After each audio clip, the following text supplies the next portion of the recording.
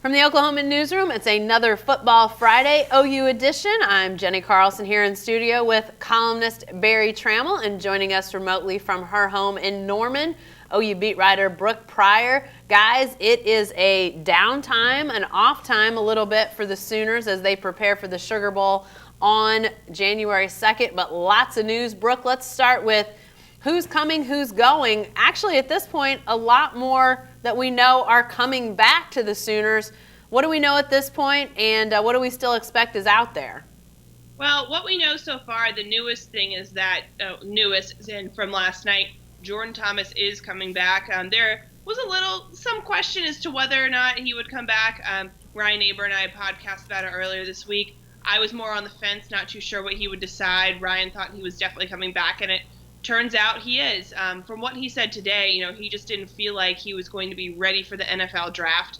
Thought he needed another year in the system, which makes complete sense. He had, I think, 14 or 15 pass breakups, but, he also got burned a lot, and he just flat out got beat. So he needs another season to come back and kind of repair the damage that had been done. Also, we look at Orlando Brown, who, similar to Jordan Thomas, said that he just didn't feel like he was ready for the draft. Orlando Brown said, I didn't even submit my name for draft evaluation. I didn't want to know. I knew personally that, I wasn't going to be a first-round grade, and I'm not going to leave here until I have a first-round grade. Baker Mayfield, of course, said after Bedlam that he was coming back.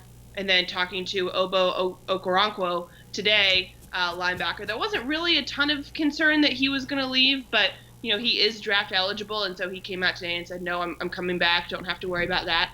So the only two right now that are really a big concern looking at would be running backs Joe Mixon and Samaje Perine. Yeah, and you mentioned some of those names, Brooke, and largely defensive guys, Barry. Some guys that could potentially help the defense next year, but clearly the Mixon Perine question fairly significant. What's your feeling on those two? Do we see them both back? One of them back? Neither of them back next year? Well, anymore, I'm surprised anytime anybody comes back because it seems like people all over America go whether they're ready or not. The Jordan Thomas was great news for the Sooners. I thought he might go. I would be surprised if Mixon comes back. I'd be less surprised if Perine comes back. But some other people are opposite of that. They think there's a better chance that Mixon comes back than Perine. What I would say is this: I think OU's offense is going to be in pretty good shape no matter what. As long as Mayfield's healthy and quarterback. The offensive line's going to look great. They got to replace Westbrook. Don't have that home run threat, but receivers, as we can see, often fall out of the sky. So I'm not worried about the OU offense, even if Mixon and Perine go pro. To me, getting some of the defensive guys back, Jordan Thomas at the top of the list, was the best news OU could get. Yeah, and Brooke, the question of Mixon and Perine and will they both be back? There's obviously the questions of the incident a couple years ago involving Joe Mixon. That video has not come out, but by court decree at some point we believe it will. Ryan Aber, your beat partner, had a chance to talk to an NFL scout earlier this week who said he's probably got first-round talent, does Joe Mixon, but with that unknown is likely to drop. How is that all going to factor into this? Do we have any indication at this point what this could all mean? We don't have any indication quite yet.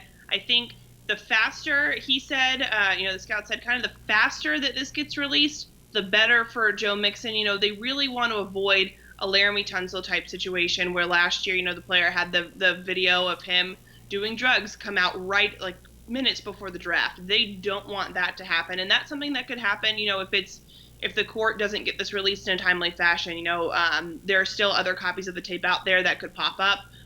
So I think that could play a factor into his decision.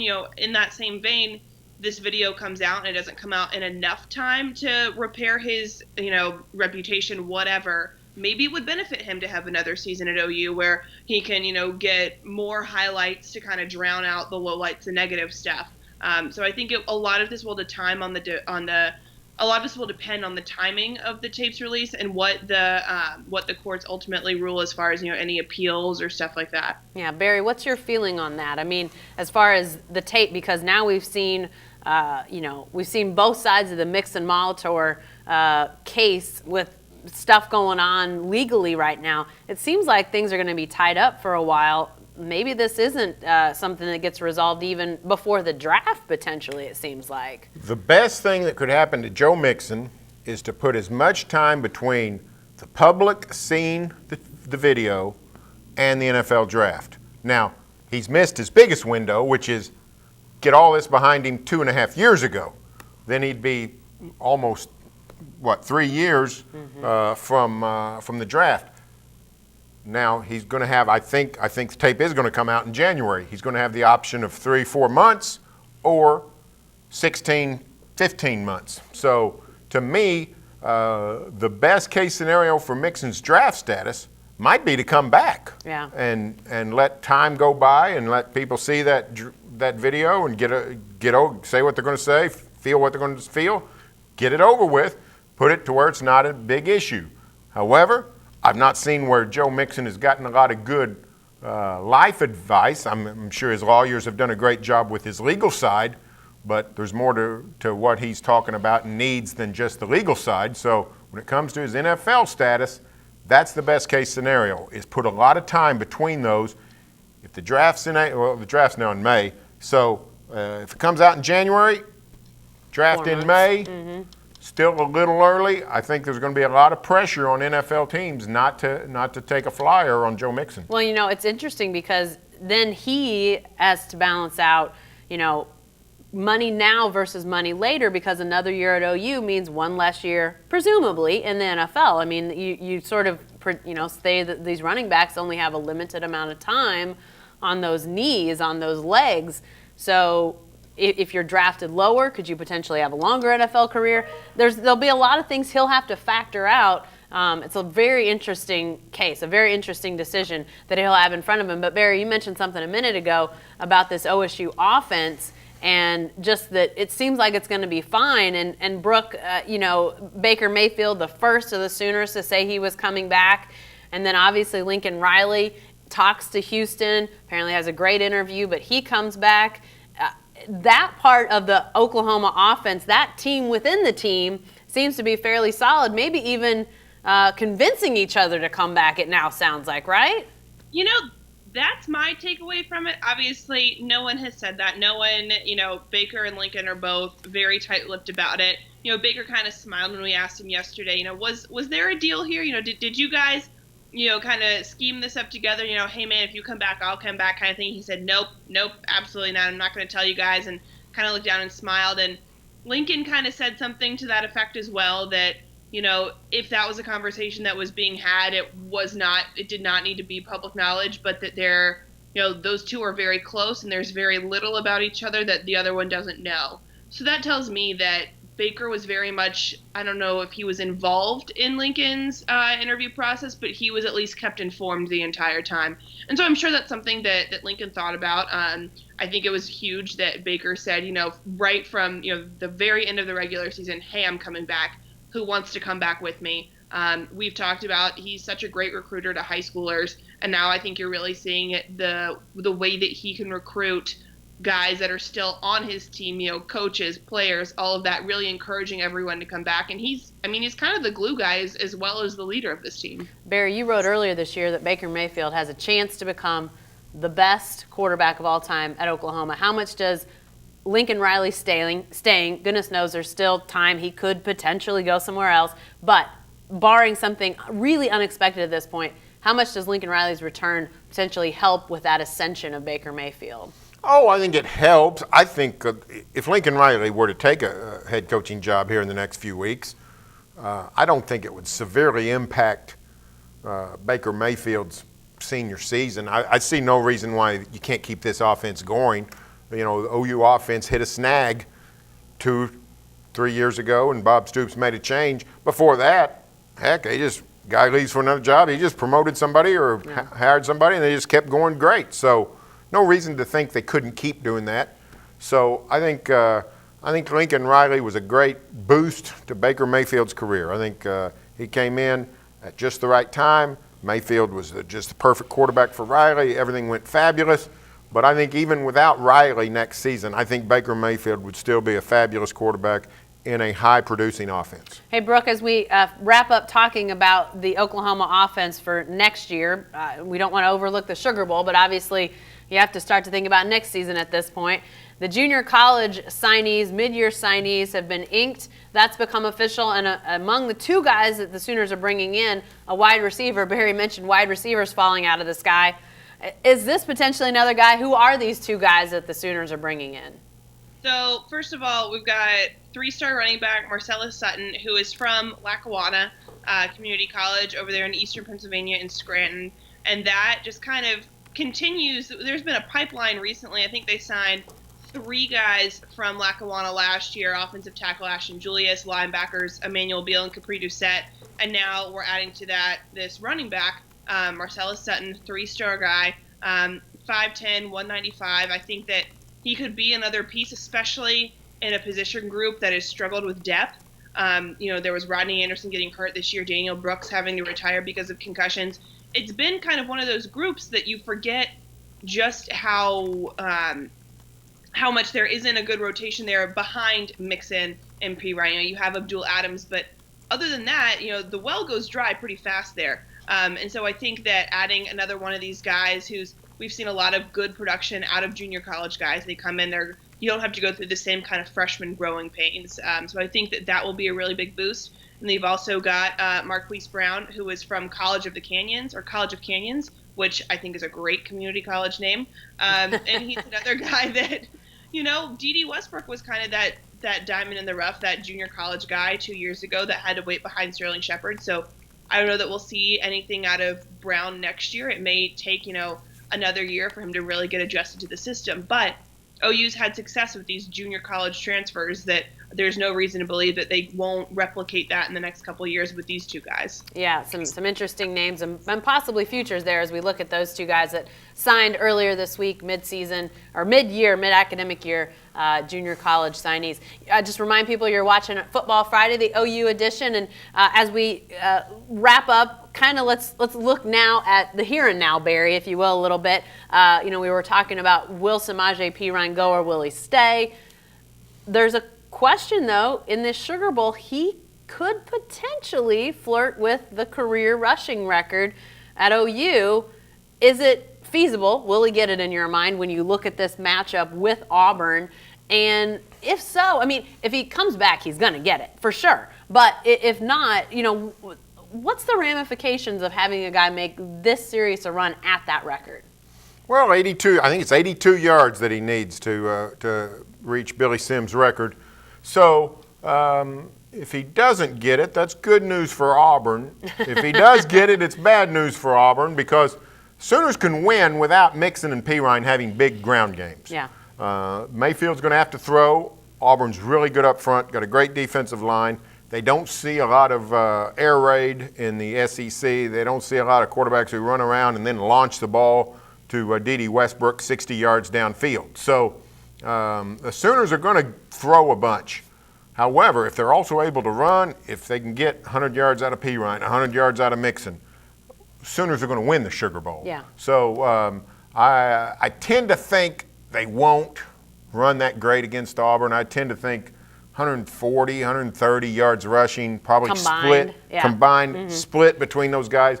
It might be tough for Perine to get to 82 against Auburn. But if he does, you're going to have a Sugar Bowl victory by the Sooners. Yeah, and Brooke, I know Samaje Perine has not been he doesn't really want to talk about himself at all, and the idea that he would have to talk about being the all-time leading rusher at Oklahoma, I know he's definitely not thrilled about that. But the momentousness of this, granted, they play longer seasons now, more games that the Samaje Perine gets a year, but he's been hurt. He's missed some games. Has he said anything, or maybe it's teammates and coaches that have to speak to the potential magnitude of this? What's sort of the word amongst the Sooners about just, a school known for having great running backs to potentially have a guy break this record? It's funny because no one on the current team wants to talk about Samaje's record. Samaje doesn't want to talk about his record for it being such a big deal. It's very underplayed. Just talking to them, you'd have no idea that he's so close within this. Like you said, momentous record. My favorite person to talk with this about is Joe Washington. He's someone that I, started talking to when I first took this job for whatever reason, a couple stories. He was just somebody that ended up giving me really good information and stayed in contact with. And he said before, it was right when Samaje got hurt and he was going to be missing those 3 games. I said, are you concerned that Samaje isn't going to get the record? And he said, are you crazy? I'm not worried at all. There is no doubt in my mind that, he could miss a couple games. He could have a couple games that are, he's limited. He's going to get this record. And I thought, gosh, Joe Washington, you're crazy. What do you think? What are you saying? What are you thinking? Turns out maybe he knows a thing or two, who knew? But I think to him, he knows that Samaje is a very private person, that he doesn't like to talk about himself or any of that stuff. But I think he knows that it is a very special goal and it is a very special thing that he can accomplish this year. And Samaje understands that. And privately, he's going to celebrate it in some regards. And then he's also going to move on and figure out, okay, well, now that I've done this, what else can I do? How will this translate to the next level and those kinds of things? Barry, if Samaje Perine gets this record, whether in the Sugar Bowl, returns next year, or merely comes close and is right up there at the top, where does he rank? I mean, there's been Heisman Trophy winners that have been running backs at Oklahoma. I mean, Brooke mentions Joe Washington, not a Heisman winner, but arguably he's in the conversation. Where does Samaje Perine rank? That's an unfair question for me because I can't come out and say something that's going to do anything except make Samaje Perine look bad. But the truth is, he's not as good as Billy Sims was. Billy Sims was unbelievable. He was the #1 pick in the NFL draft. He's not as good as Joe Washington was. Joe Washington took your breath away every single Saturday. He's not as good as Adrian Peterson was. Peterson was Superman, half locomotive. So he's a phenomenal player. He's a great player. He's in the top 10. But the top 10 running backs in Oklahoma history is a crowded place with unbelievable players. He's not going to get to the top no matter how many yards he gets. But he's a wonderful player. Sooners are lucky to have him. And if he gets to #1 this year or next, all accolades that he gets, he's deserving. His character was fabulous. The knee at the goal line in Bedlam was great. All the load that he carries, the 30 rush games, just a wonderful player. He just doesn't happen to be as good as Billy Sims. Yeah, well, a lot of great names when you're talking about who's he not as good at. I mean, you're talking about some of the best players in all of college football history. Brooke, as we talk about legacies when it comes to Samaje Perine, it begs another question that I think people are sort of grappling with, maybe not thinking of it in these terms this week, but the legacy of D.D. Westbrook. We find out Monday that in a Tulsa World report that D.D. Westbrook had 2 arrests for essentially domestic violence situations, and the first Biletnikoff winner in Oklahoma history. A storied program like Oklahoma had never had anybody win that top receiver award. He's a unanimous All-American, one of the most exciting electric players that Oklahoma's had in a while, and that's saying something. How do you wrap your head around the legacy of D.D. Westbrook after the revelations of this week? Yeah, I mean, I think that's a very complicated question, a very complicated thing to consider long term, because I think the biggest takeaway from this that his legacy will leave is just a shadow kind of on OU as a program and on college football. Is this was supposed to be one of those feel-good stories of college football this year and of OU, kind of one of the all-time feel-good stories. This guy comes from small-town Texas, has to go to Blinn Community College because his grades don't make it, for Division I. He gets hurt, he has to take a year off to deal with some other stuff, and then he comes back, and now he's a Biletnikoff winner, Heisman Trophy finalist. On its face, that is supposed to be a heartwarming story. And then you find out these other things, and it kind of sours everything good that he has done, everything that, you watch Saturday after Saturday, these amazing catches. You kind of see him, it seems like he is maturing as a person throughout this process, and the way that, he talks with the media and the way that he has taken on a leadership role.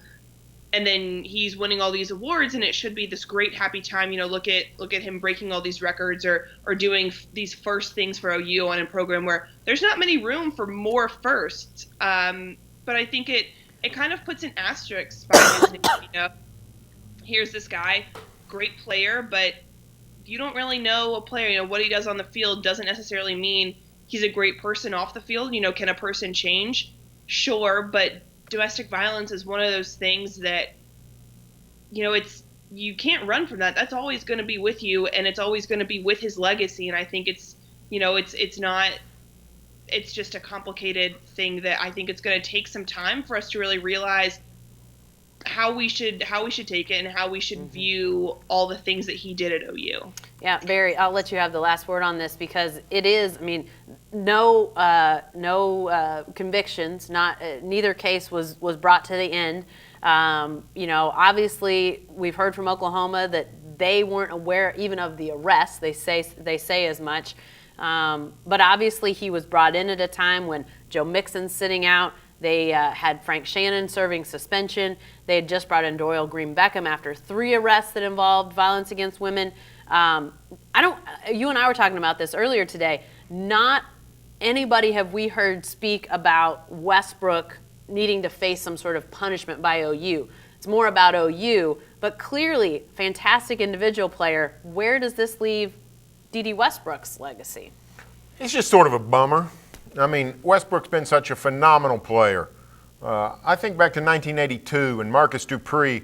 If you're an old timer, we can remember his stretch of long touchdowns. He had 6 or 7 straight games of a cross-country touchdown. And you thought, wow, this is unbelievable. D.D. Westbrook has trumped Marcus Dupree with his ability to produce a 40, 50, 60, 70-yard touchdown, often multiple touchdowns in the same game, week after week after week. It was an amazing run, a big play guy like we haven't seen in a long time in Norman, and clearly a special season. And it resulted in the Biletnikoff Award as the #1 receiver. Then you get the news that a few years ago he had an altercation.